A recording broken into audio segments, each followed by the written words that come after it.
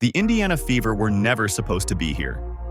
A battered 6th seed, missing 6 players, including rookie phenom Caitlin Clark, walked into Gainbridge Fieldhouse for Game 4 against the 2-time defending champions, the Las Vegas Aces.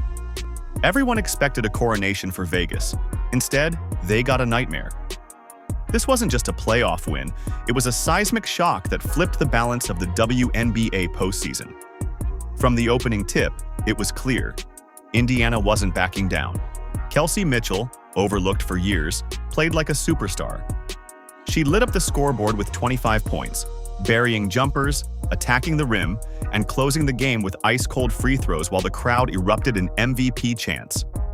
Aaliyah Boston was a fortress. She locked A'ja Wilson into a defensive cage, forcing contested shots on nearly every possession. Offensively, she carved out 24 points, grabbed 14 rebounds, and handed out 5 assists.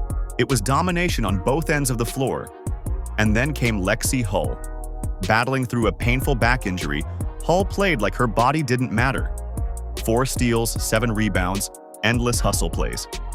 Every time Vegas thought they had an opening, Hull shut the door. But this wasn't just about numbers. It was about survival. The Aces strutted into Indianapolis with swagger, trophies, and expectations. By halftime, their confidence had cracked.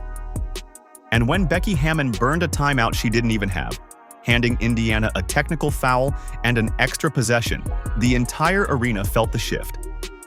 For the first time in the series, the pressure wasn't on the Fever, it was on Las Vegas. Wilson did everything she could, pouring in 31 points. But each one was a struggle. Boston contested every touch, forcing Wilson into mid-range looks and difficult finishes.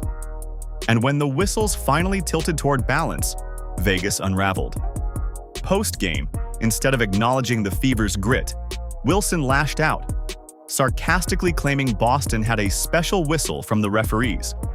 But the reality was simple. Indiana attacked the paint, drew contact, and earned trips to the line. Vegas settled, and they paid for it. It wasn't luck. It wasn't favoritism. It was Indiana finally refusing to be bullied. Boston sealed defenders deep. Mitchell and Sims drove fearlessly.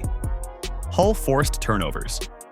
And Sha Petty, steady, calm, and experienced, guided possessions when chaos threatened to take over. Piece by piece, the Fever built a wall the Aces couldn't break. Let's talk about Odyssey Sims. After a nightmare Game 3, where nothing went right, she stormed back in Game 4 with 18 points on 6 of 9 shooting. She hit her only 3-point attempt, slashed through Vegas's defense, and gave Indiana the burst of energy they desperately needed. It was redemption. Live on the playoff stage. Then there's Sha Petty. She didn't fill the box score, but her presence was priceless. 7 points, 2 steals, and a calming influence that every desperate team craves. When the Aces pushed, Petty steadied the ship. These weren't stars playing for individual glory.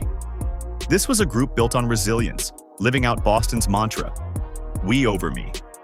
Think about the backdrop. A team written off by ESPN analysts. A roster shredded by injuries. Odds makers calling it a mismatch. And yet, Indiana refused to collapse. This was their 3rd elimination game of the postseason. And for the 3rd time, they refused to die. They weren't just playing basketball. They were clawing for survival. By the final buzzer, Gainbridge Fieldhouse shook with belief. Fans who had endured years of mediocrity saw something they hadn't in a decade. A team that could taste the finals. The Fever didn't just win. They forced a Game 5, a winner-take-all showdown in Las Vegas, with the WNBA Finals on the line. But make no mistake, Game 5 won't be easy. The Aces are wounded, embarrassed, and dangerous. A'ja Wilson just became the youngest player in WNBA history to reach 1,000 playoff points. Becky Hammon will throw everything at Indiana. Expect traps on Mitchell, relentless feeds to Wilson, and a desperate push to draw fouls early. Vegas won't go quietly. For Indiana, the formula is clear. Boston must own the paint. Mitchell has to deliver as the closer. Sims needs to keep slashing. Hull's defense on Jackie Young could swing possessions. and Petty's calm will matter just as much as points. It's discipline, balance, and toughness that carried them this far. And it's exactly what they'll need in Vegas.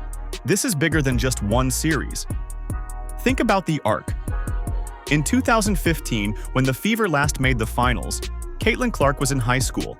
Aaliyah Boston was still a rising name. Kelsey Mitchell was barely starting her college career. Now, they're the faces of Indiana's revival. 10 years of frustration, doubt, and rebuilding, all crashing into one final game. Whether they win or lose, the Fever have already changed the narrative. No longer the easy target of the league. No longer the franchise at the bottom. This is a team built on defiance, a team that thrives on being underestimated, a team that, win or lose, has sent a message. Indiana is back. Game 5. Winner to the finals. Loser goes home. The Aces have pride. The Fever have belief. And belief can be unstoppable. If you're fired up for the Fever, drop "fired up" in the comments right now. Don't forget to like, subscribe, and hit the notification bell so you never miss a moment of this incredible WNBA postseason journey. This is bigger than basketball. This is history.